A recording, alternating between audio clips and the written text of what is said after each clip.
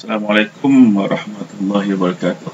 Sekarang kita akan tengok pula subtopik 7.2. Untuk topik 7 itu pembentukan image oleh alatan optik. Yang pertama sekali kita lihat dahulu pembentukan image oleh kamera lubang jarum, di mana kamera lubang jarum merupakan sebuah kotak dengan satu lubang pada hujungnya dan sebuah cermin luksina diletakkan pada hujung yang satu lagi.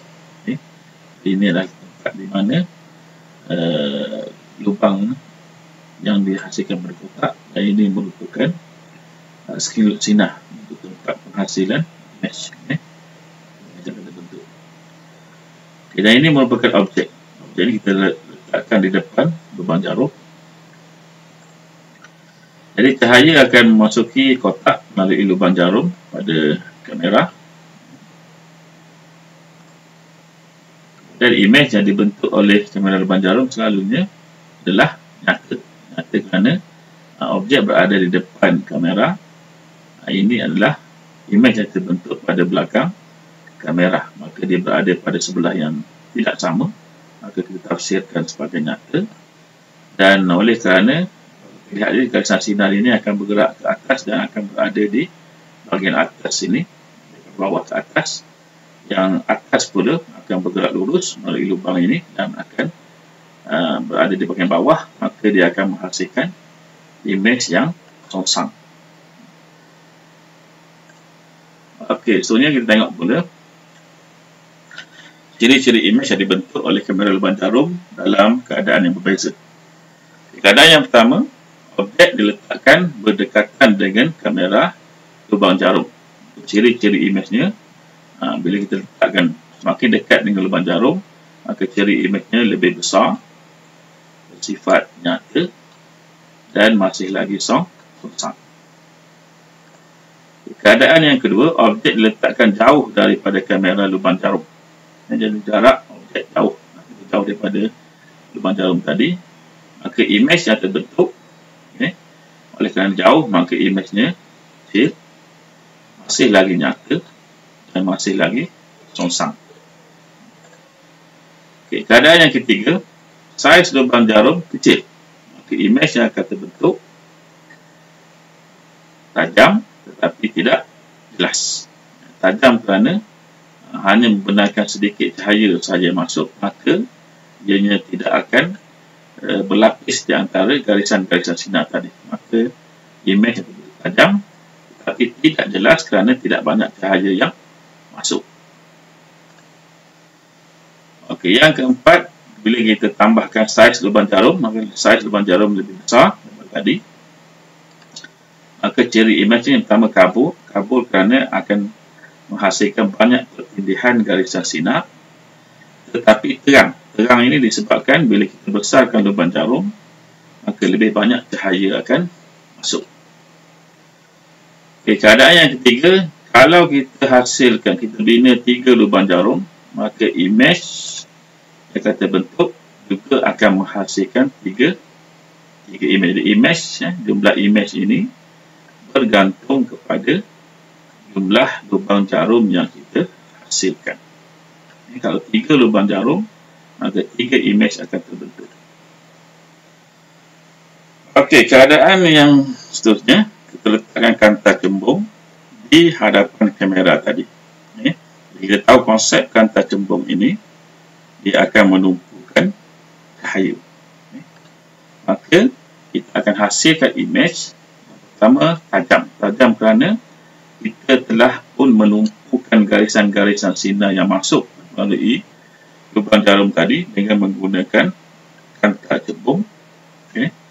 Dan dia bersifat jelas kerana lebih banyak cahaya masuk yang telah kita gabungkan juga menggunakan kanta cembung tadi. Okey, seterusnya kita tengok pula pembentukan image oleh alatan optik periskop. Periskop merupakan alatan optik yang digunakan untuk melihat benda yang terhalang daripada penglihatan kita, seperti tembok. Jadi ini adalah objek kita berada di sini, maka kita dihalang oleh tembok ini, maka kita gunakan periskop. Periskop diperbuat daripada satu tip panjang dengan cermin pantul. Cermin pantul ni satu cermin pantul, atau prisma yang diletakkan di setiap hujung permukaan pantulan ini selari di antara satu sama lain dan diatur pada sudut 45 darjah. Sudut di 45 darjah. Jadi ini pun 45 darjah, yang bawah juga 45 darjah. Pada paksi tube berkenaan. Sinar cahaya dari objek akan dipantulkan 2 kali oleh 2 cermin sebelum memasuki mata pemerhati. Dan cahaya daripada objek ini akan bergerak secara lurus sampai ke sini. Akan berlaku pantulan, bergerak secara lurus ke sini. Akhir sekali dipantulkan sekali lagi masuk ke dalam mata kita. Jadi ini nak tunjukkan lurus lah, tapi sepatutnya kita gunakan pembaris, tapi dalam keadaan saya ni tak boleh guna pembaris. Itu dia. Ini yang lurus menggunakan pembaris. Maka akan menghasilkan garisan sinar yang akan berlaku 2 kali pantulan pada cermin pertama, cermin kedua, barulah masuk pada mata pemerhati. Okey. Maka kalau kita lihat di sini, bila kita hasilkan di sini, kita akan melihat imej yang terbentuk bersifat tegak, tetapi maya lah. Maya sebabnya memang tak boleh dibentuk. Kalau kita letakkan skrin di sini, tak mungkin akan menghasilkan imej. Kalau kita lihat ciri-ciri imej yang dibentuk oleh periskop, yang pertama dia bersifat maya, kerana secara konsepnya tidak boleh kita hasilkan imej dia pada skrin. Yang kedua bersifat tegak, sebabnya masih lihat yang atas tetap ke atas, yang bawah tetap ke bawah. Dan mempunyai saiz yang sama dengan objek.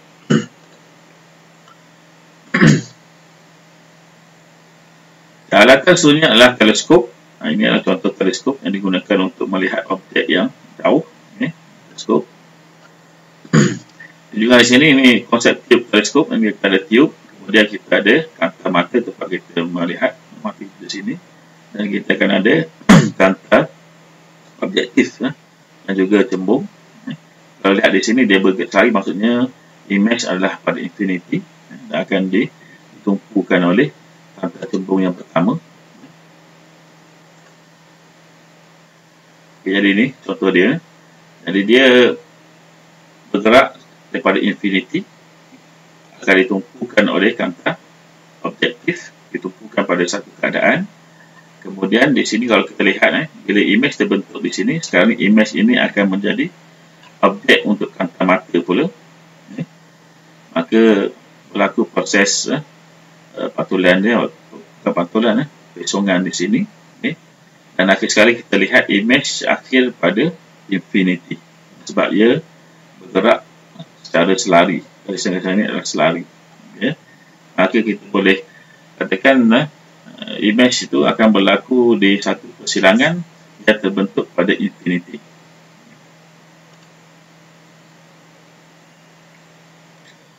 Okey, jadi untuk imej teleskop, yang pertama, alatan optik yang digunakan untuk melihat objek yang jauh kelihatan dekat lebih besar, itu adalah maksud untuk teleskop. Yang kedua, teleskop mempunyai 2 kanta cembung dengan jarak fokus yang berlainan. Yang ketiga, kanta yang menghadap objek dipanggil kanta objektif dan mempunyai jarak fokus yang lebih panjang, FO. Kanta yang berdekatan dengan mata pemerhati dipanggil kanta mata yang mempunyai jarak fokus yang pendek, iaitu FI. Dan jarak teleskop pada penjelasan normal ialah FO tambahkan FI. Maksudnya kita tambahkan jarak fokus untuk objek, jarak fokus untuk